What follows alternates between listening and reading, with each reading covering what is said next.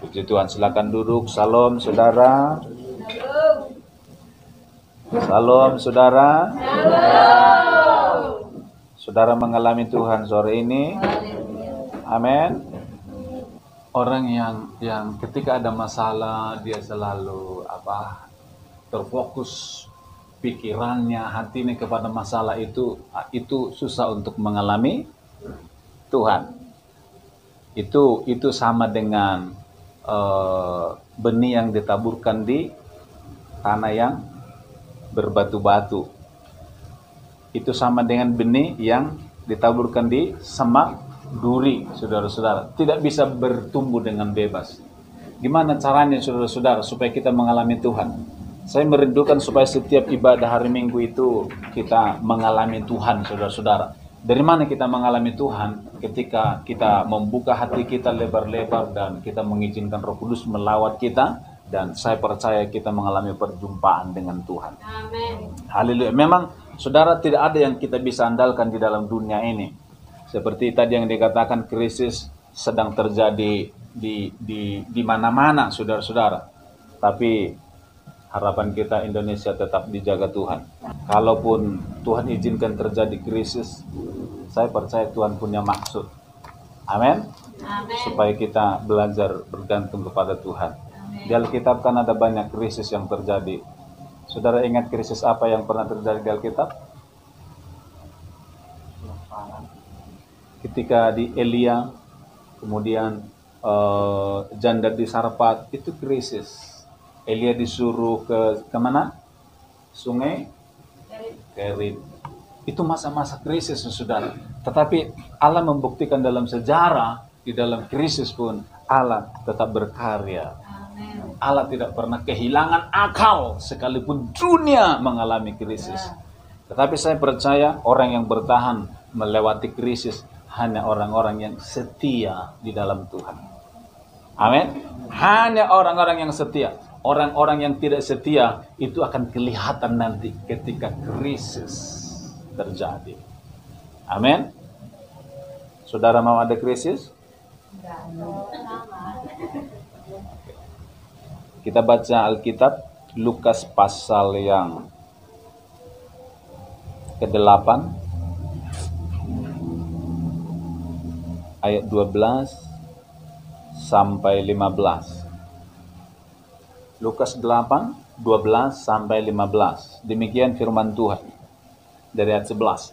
Inilah arti perumpamaan itu. Benih itu ialah firman Allah. Yang jatuh di pinggir jalan itu ialah orang yang telah mendengarnya. Kemudian datanglah iblis lalu mengambil firman itu dari dalam hati mereka. Supaya mereka jangan percaya dan diselamatkan. Yang jatuh di tanah yang berbatu-batu itu ialah orang yang setelah mendengar firman itu menerimanya dengan gembira, tetapi mereka itu tidak berakar. Mereka percaya sebentar saja dan dalam masa pencobaan mereka murtad. Yang jatuh di dalam semak duri ialah orang yang telah mendengar firman itu dan dalam pertumbuhan selanjutnya mereka terhimpit oleh kekhawatiran dan kekayaan dan kenikmatan hidup sehingga mereka tidak menghasilkan buah yang matang.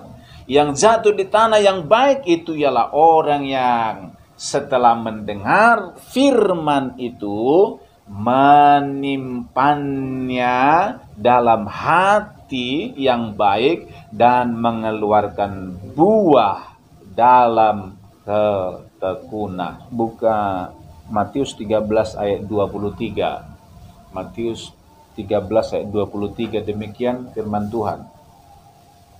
Yang ditaburkan di tanah yang baik ialah orang yang mendengar firman itu dan mengerti, dan karena itu ia berbuah. Ada yang 100 kali lipat, Ada yang 60 kali lipat, ada yang 30 kali lipat. Tanah yang baik. Beberapa waktu yang lalu kita sudah belajar tentang benih yang jatuh di pinggir jalan.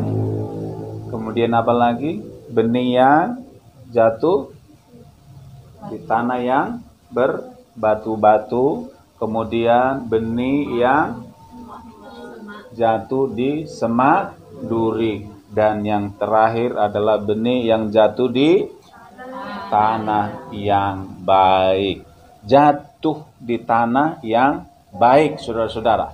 Firman Tuhan berkata, mereka yang mendengar firman itu dan mengerti. Di dalam Lukas tadi, saudara-saudara, menyimpan di dalam hatinya. Orang yang setelah mendengar firman itu menyimpannya di dalam hati yang baik dan mengeluarkan buah dalam ketekunan.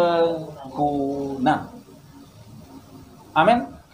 Jadi ternyata Bapak Ibu Saudara, tanah yang baik itu yang pertama harus mengerti firman Tuhan, kemudian menyimpan di dalam hati, kemudian ada ketekunan. Ada berapa? Yang pertama apa? Mengerti. Yang kedua, menyimpan dalam hati. Yang ketiga, tekun. Ini saudara-saudara. Kalau tidak mengerti, berarti itu benih yang di pinggir jalan, kemudian dimakan sama iblis, burung, kemudian diinjak-injak orang. Itu kalau tidak mengerti. Kemudian menyimpan di dalam hati, artinya berarti saudara, firman itu kita simpan dalam hati dari hari ke hari. Kenapa khawatir? Kenapa takut? Pasti karena tidak menyimpan dalam hati. Kenapa kadang situasi hidup kita kok seperti tidak baik, saudara-saudara? Di mana firman saat itu, saudara-saudara? Amin, saudara? Di mana firman saat itu?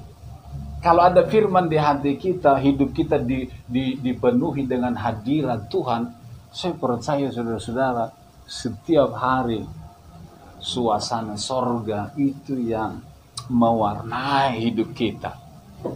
Haleluya. Mengerti, menyimpan, tekun. Mengerti. Orang yang tidak mengerti firman, kenapa orang malas baca firman?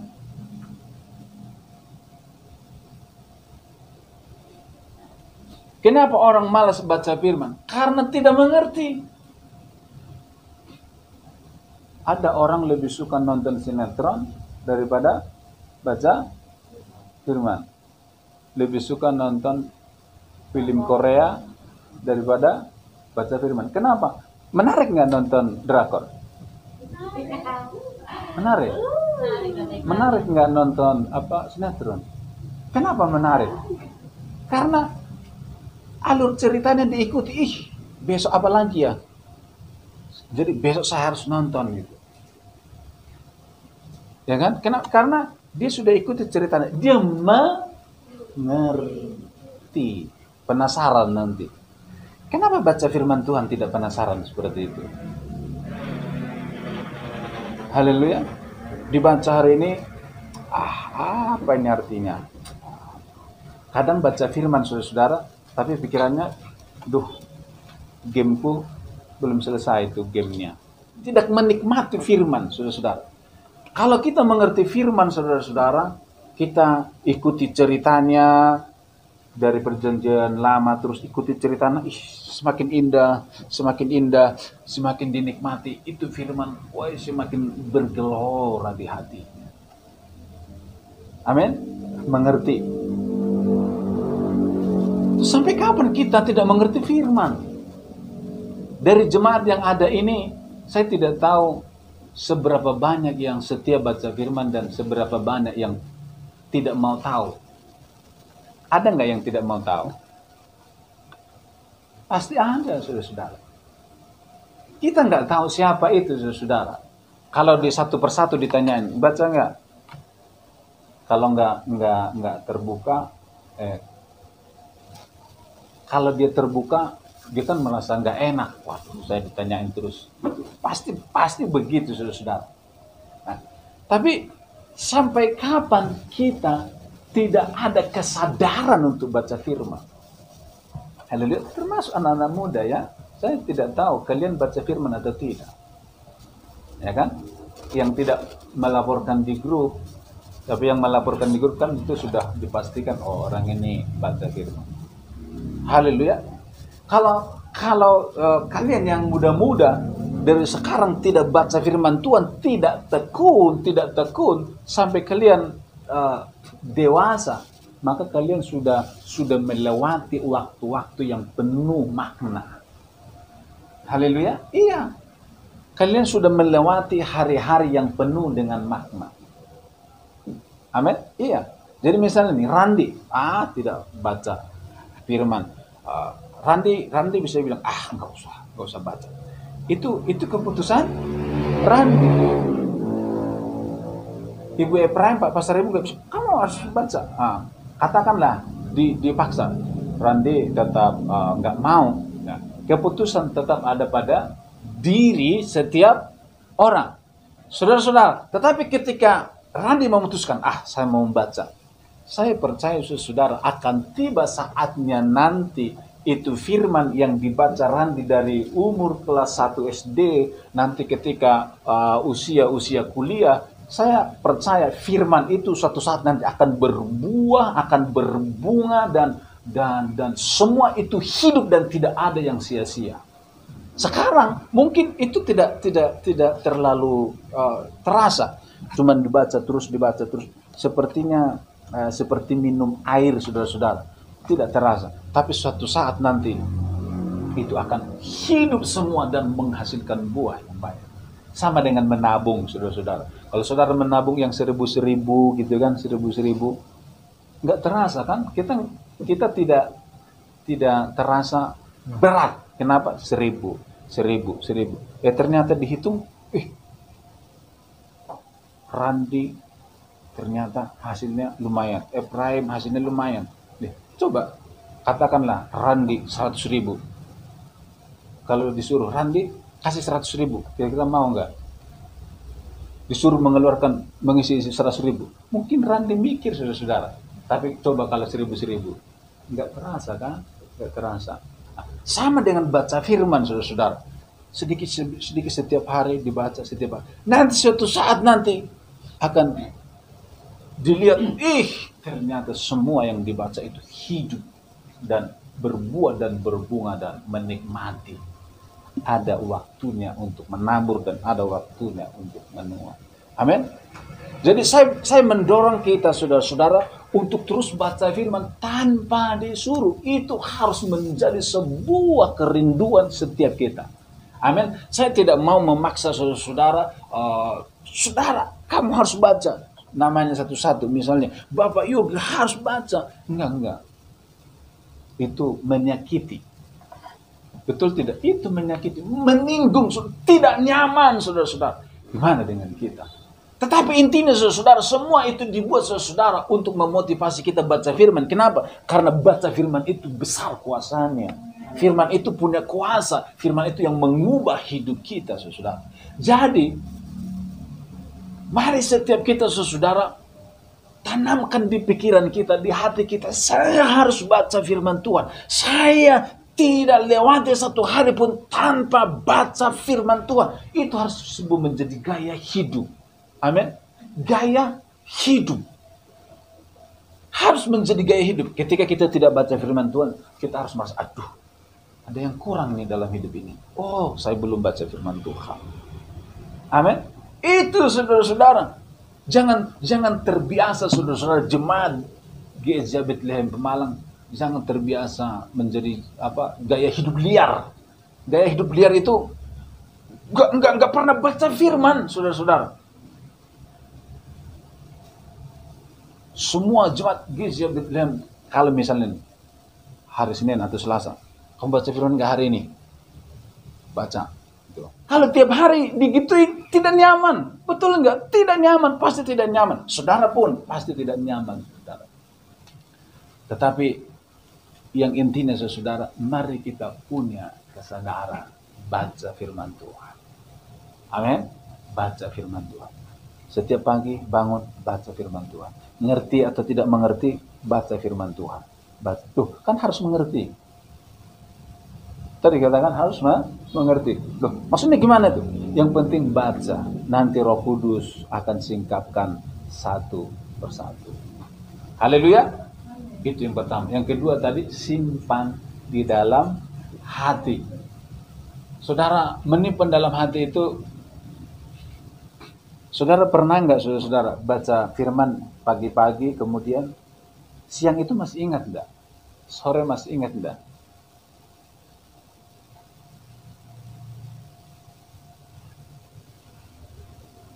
Kalau kita baca firman pagi-pagi, kita nikmati, kita renungkan, firman ini luar biasa. Itu menjadi berakar di hati kita, tertancap. Dan ketika tertancap merema di hati kita, nanti sore pun ditanya tentang apa? Pasti, tadi pagi tentang ini saya dapatkan, waduh ternyata kalau kita percaya kepada Yesus, begini, dia bisa jelaskan. Haleluya. Siang bisa lupa enggak? Bisa, saudara. Sore bisa lupa enggak? Bisa. Malam bisa lupa enggak? Bisa. Tetapi simpan dalam hati artinya, kalau perlu saudara-saudara ketika pagi dibaca, siang itu diingat, tadi pagi apa yang saya baca ya? Oh iya. Sore, apa yang saya baca ya?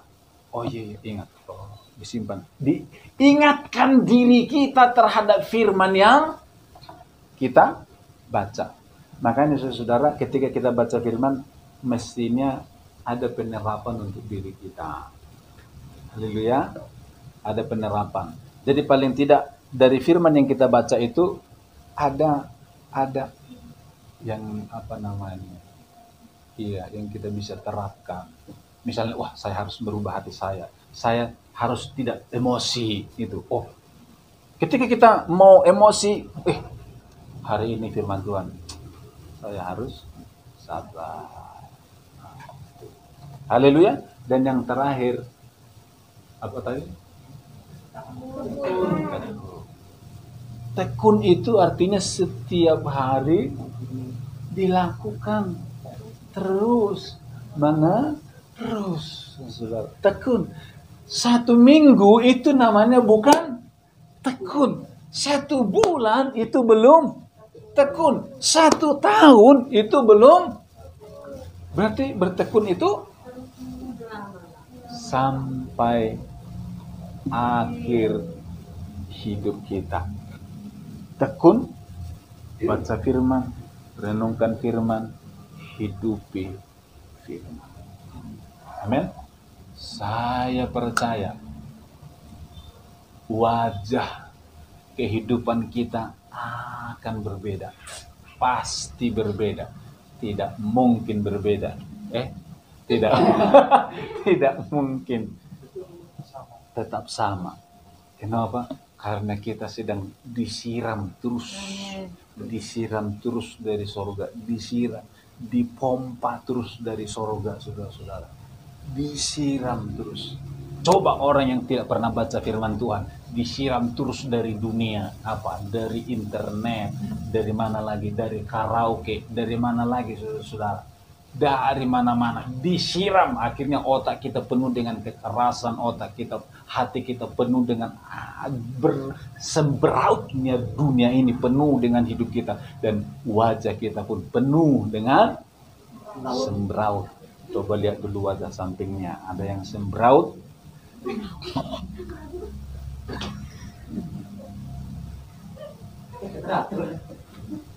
Haleluya.